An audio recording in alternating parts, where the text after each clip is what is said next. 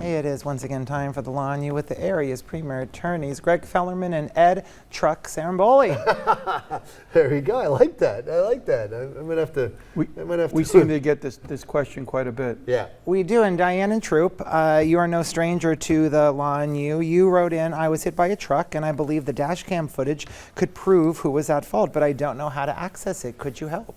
We could, and Diane, this is one of those times that you've been hit by a truck. You should call us immediately because getting this dash cam footage is absolutely essential, but it's very difficult. So the trucking companies are going to fight you tooth and nail on this.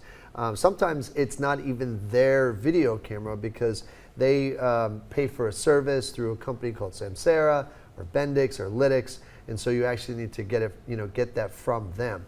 But there should be forward-facing cameras, and then sometimes there's also a driver-facing camera that will actually catch what the driver was doing leading up to the crash. Very, very, very nuanced. It's very fact-specific, but these are things that we fight over and are able to get in our cases many, many times. And I will tell you, they can make the difference between a good case, a bad case, and a great case. Yeah, but we're seeing these dash cams in these cases so much more frequently than we used to in the past.